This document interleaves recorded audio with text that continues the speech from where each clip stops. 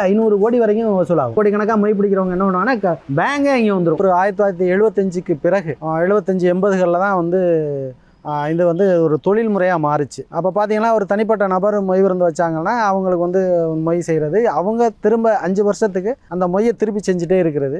இது 5 வருஷம் கழித்து திரும்ப வந்து மறுபடியும் நம்ம மொய் விருந்து வைக்கிறது, இப்படி தான் வந்தது. ஒன்று நம்ம திருமணம் நடந்தால் திருமணத்தோடு சேர்த்து வைப்போம் மொய் விருந்து விழா அப்படின்னு, திருமணம் மொய் விருந்து விழான்னு. அப்படி இல்லை நமக்கு திருமணம் இல்லை, நம்ம வீட்டில் திருமணம் செய்கிறதுக்கு நம்ம வாய்ப்பு இல்லை அப்படின்னா தனியாகவே மொய் விருந்து அப்படின்னு செய்ய தொடங்கினது.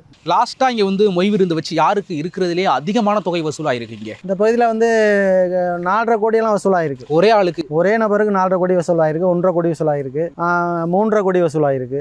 அது நிறைய பேர் இருக்காங்க, குறிப்பிட்டு சொல்ல வேணாம். இன்னும் நிறைய பேருக்கு அந்த மாதிரி வந்து கோடிக்கணக்கான ரூபாய் வசூல் நடந்திருக்கு.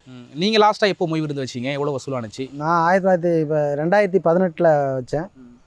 2018 வச்சப்போ எனக்கு 25 லட்சம் மொய் வந்தது. நான் 7 லட்சம் போட்டதேன், 25 லட்சம் மொய் வந்தது. 25 லட்சம் வந்துச்சு. இது வந்து ஒரு வட்டி இல்லா கடன் அப்படிங்கிறது மாதிரி தான். ஆமாம் ஆமாம். அதுக்கு போனால் இப்போ வந்து நம்ம ஒரு 200 ரூபா நம்மளுக்கு செஞ்சுருக்காங்க அப்படின்னா ஒரு 5 வருஷம் கழிச்சு நம்ம 300 400 அப்படின்னு கொஞ்சம் 200 ரூபா உயர்த்தி செய்யணும். இல்லை, இதை வந்து ஒரு வட்டியை கணக்கிட்டு தான் செய்வாங்க, அதுதான் நடைமுறை. அதாவது வந்து நான் 1000 வந்து நீங்கள் எனக்கு போட்டீங்க, முதல் வருஷமாக இருந்தால் உங்களுக்கு 250 ரூபா செய்வேன். இப்போ 250 கூட கொஞ்சம் குறைச்சிட்டாங்க, எல்லாம் 500 ஆக்கிட்டாங்க. 2ஆவது வருஷமாக 500 ஆக்கிடுவாங்க. 3ஆவது வருஷங்கிறது 750 1000 ஆக்கிடும். 4ஆவது வருஷங்கிறது உங்களோட 1000க்கு நான் புதுசாக 1500 ரூபா எழுதுவேன். சரி, நாங்கள் இதோட முடிச்சுக்கிறோம், நாங்கள் மொய் போட்டவங்களாம் கொண்டாந்து செய்யுங்க, இனிமேல் நாங்கள் மொய் விருந்து ஃபங்க்ஷன் நடத்த மாட்டோம் அப்படின்னு சொன்னால் அப்படி அதுக்கு நடைமுறை இருக்குது. போட்ட மொய் மட்டும்னா அவங்க அழைப்புதல் பத்திரிகையில் குறிப்பிட்டுருவாங்க, போட்ட மொய் மட்டும் வாங்கப்படும் அப்படின்னு.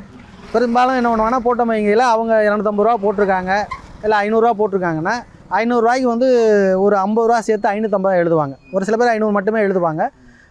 பெரும்பாலான பேர்கள் என்ன பண்ணுவாங்கன்னா 550 சேர்த்து, ஏன்னா அவங்க 500 ரூபா நம்ம ஒரு வருஷம் 2 வருஷம் வச்சுருந்துருப்போம், அதுக்கு ஏதாவது நம்ம ஒரு வட்டியாக சேர்த்து எழுதணும் அப்படிங்களா 550 அதில் 100 சேர்த்து 600 எழுதுவாங்க.